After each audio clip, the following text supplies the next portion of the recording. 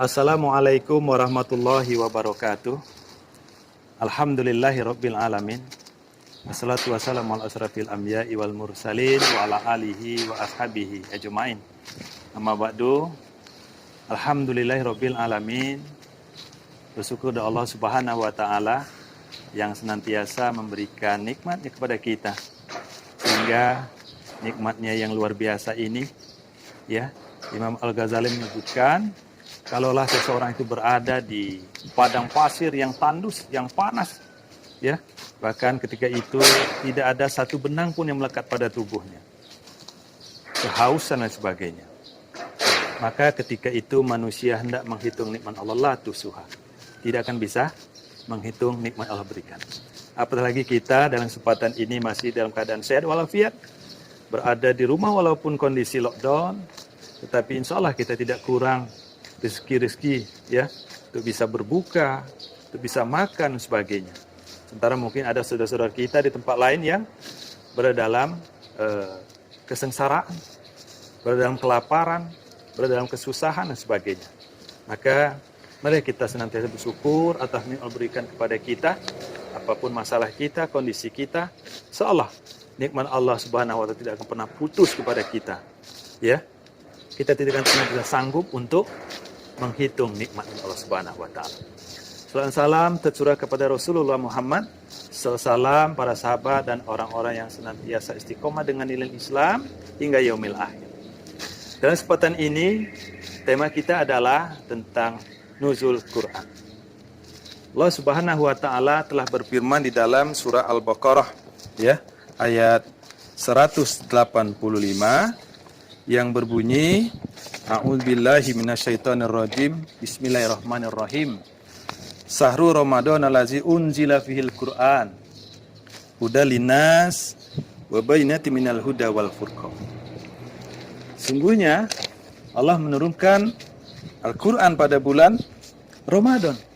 Hudal linnas sebagai petunjuk, wa bayyinatin minal huda, dan penjelas mengenai petunjuk itu, wal furqan, dan sebagai pembeda.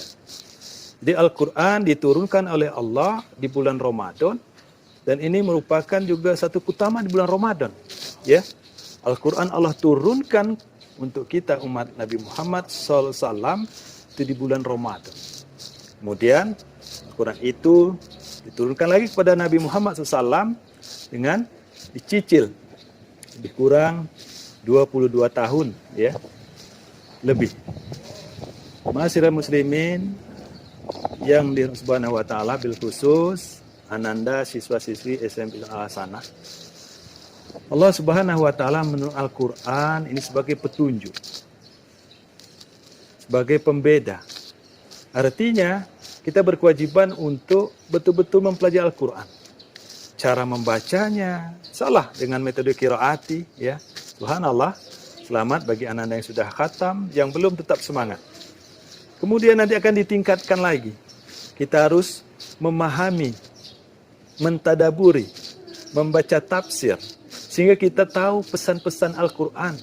Karena Al-Quran itu diturunkan oleh Allah Subhanahu wa taala menjadi petunjuk.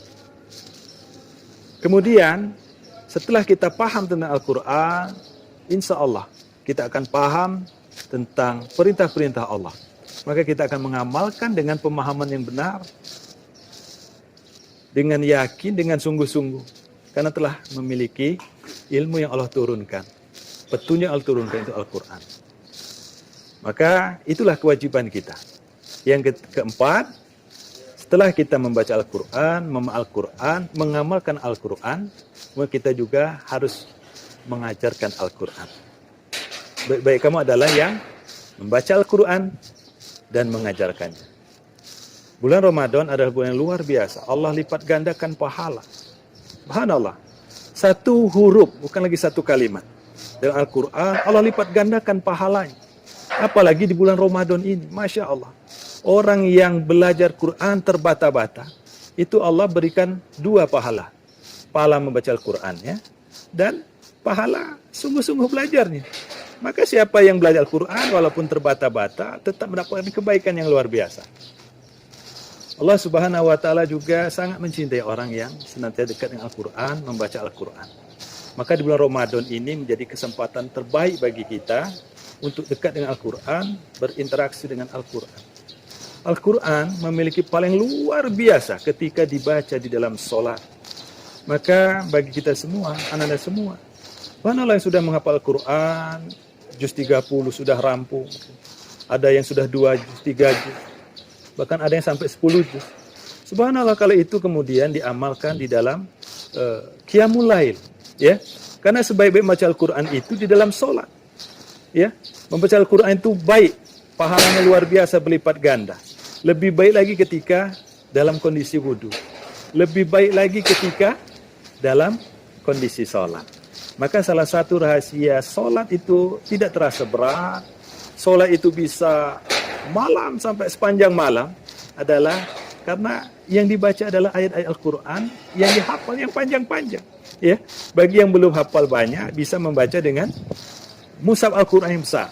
Ya, ini bisa dilihat sekali satu rakaat itu 2 lembar yang bisa dibolak-balik, dibalik. Ya. Nah, bagi yang sudah hafal, subhanallah, murojaah terbaik bawa dalam sholat qiyamul lail, ya, dalam sholat duha.